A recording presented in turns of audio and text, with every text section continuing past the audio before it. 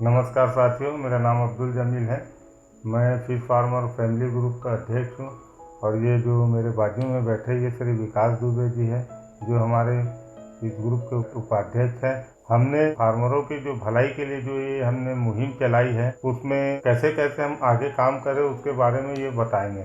नमस्कार साथियों, मैं सबसे पहले हमारे अध्यक्ष जी और समस्त समूह के सदस्यगणों का धन्यवाद देना चाहूँगा, जो फ़िश फार्मर की भलाई के लिए हम लोगों ने कंधा से कंधा मिलाकर के काम किया है। सबसे पहले मैं बताना चाहूँगा कि मैं 5 वर्षों से फ़िश फार्मिंग का काम कर रहा हूँ। ठीक 3 वर्ष पूर्व परिस्थिति यह थी कि मछली के दाम कम, दाने के दाम ज़्यादा।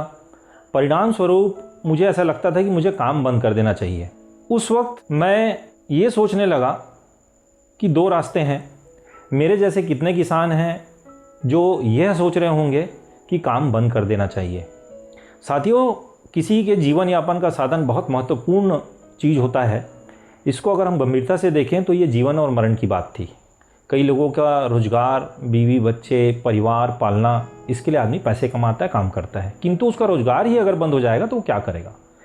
फिर मैंने हमारे अध्यक्ष श्री अब्दुल जमील जी से बात की कि जमील भाई, हमारे काम में सबसे बड़ा खर्चा दाने का है और आपने समाधान तो निकाल दिया समिति के माध्यम से कि मछली के बिक्री की कीमत स्थिर रहे या अच्छी रहे, किंतु दाने की कीमत को हम नियंत्रित नहीं कर पा रहे हैं, जिसके कारण हम चाह कर भी मुनाफे की ओर नहीं बढ़ पा रहे हैं। उल्टा हमारे जेब से पैसा जा रहा है, आने की जगह नुकसान होना।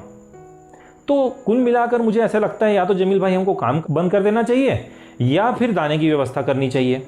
तो जमील भाई ने तत्काल कहा कि विकास भाई, मैं बहुत समय से सोच रहा था कि क्यों ना हम दाना बनवाएं, किसी प्लांट वाले से बात करें, अपने फार्मूले पे, अपने सूत्र पे अच्छी गुणवत्ता का दाना बनाएं, खुद रॉ मटेरियल खरीदें और दाने की कीमत को नियंत्रित करें। उसके बाद हमारे ऐसे किसान भाई जो हमारे साथ कंधा से कंधा मिलाकर चल रहे हैं, सबकी मीटिंग बुलाई गई। 1 बार, 2 बार, 3 बार, 4 बार, 10-10 बार मीटिंग बुलाई गई।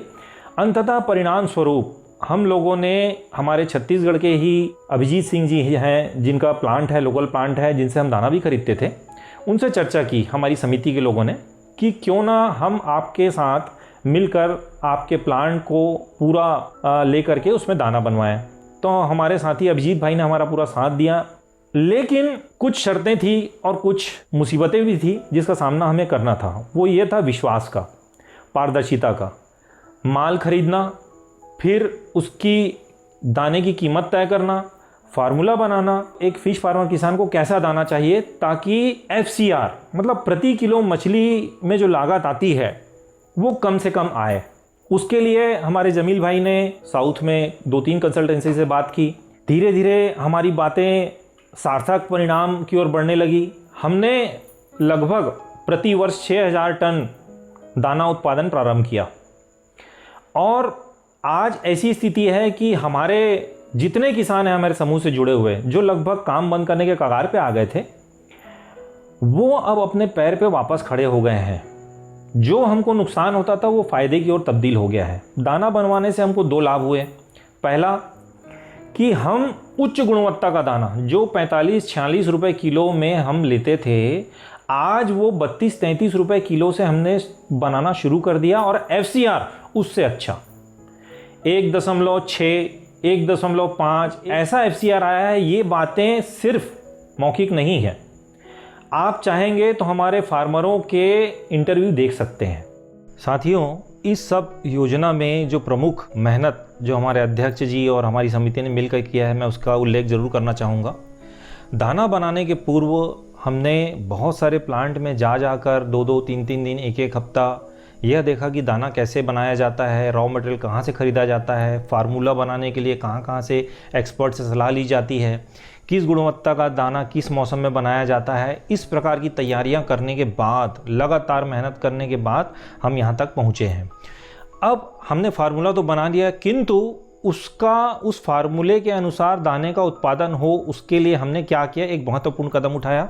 हमने अपने कार्यालय में एक कंट्रोल रूम बनाया। कंट्रोल रूम में स्क्रीन लगाए और लाइव देखने के लिए प्लांट में दाना कैसे बन रहा है उसके लिए कैमरे की व्यवस्था की प्लांट में, और कंट्रोल रूम से उसको नियंत्रित किया गया कि इस मात्रा में क्या मटेरियल डालना है। लगातार हमारे ऑफिस के सुपरवाइजर है, लगातार उसका निगरानी भी करते हैं। परिणाम स्वरूप उच्च कोटि का दाना कम कीमत में हम बनाने में सफल हुए। यह सफलता प्राप्त करने के बाद दूसरी बात थी कि किसानों को और कैसे लाभ दिया जाए। तो हमने दवाई का इंतजाम कम कीमत में किया।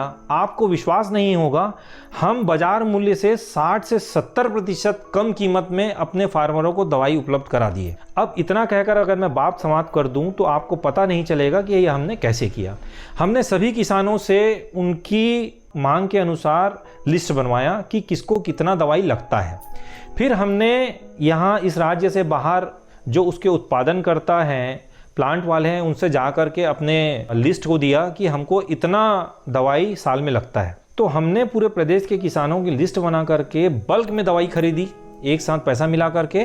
परिणाम स्वरूप हमने 60 से 70% कम कीमत में अपने फार्मरों को दवाई उपलब्ध कराया। साथ ही साथियों, एक्सपर्ट, एक ऐसा एक्सपर्ट जो जैसे नए फार्मर होते हैं उनको पानी का टेस्ट करना, कितने क्षेत्रफल में कितनी मछलियों की मात्रा होनी चाहिए, मछली के वजन के अनुसार उनको कितना दाना देना चाहिए, किस समय क्या बीमारी है इसको वॉच करने के लिए उसको किस समय में क्या दवाई देना है, क्या देखरेख करनी है, यह सब सलाह देने के लिए एक्सपर्ट की भी नियुक्ति की, जो 24 घंटे उनको सलाह देने के लिए उपलब्ध रहता है और जाके फार्म में विजिट करके समाधान भी उपलब्ध कराता है।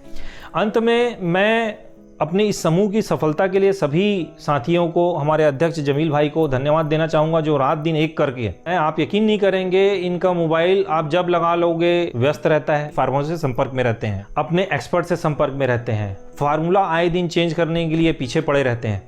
तो परिणाम स्वरूप हम सफल हुए हैं सबकी मेहनत के कारण। और अंत में मैं सरकार से, मत्स्य पालन विभाग से निवेदन करूँगा कि हमारे दाना उत्पादन और मांग में काफ़ी अंतर आ चुका है। आज जितना हम उत्पादन कर रहे हैं उससे 4 गुना हमको दाने की आवश्यकता है। तो हमें प्लांट डालने के लिए मार्गदर्शन दे, सहयोग प्रदान करें ताकि अधिक से अधिक किसानों को भला कर सकें। मैं अपने अध्यक्ष जमील भाई से निवेदन करूंगा, अपने विचार अंत में दें।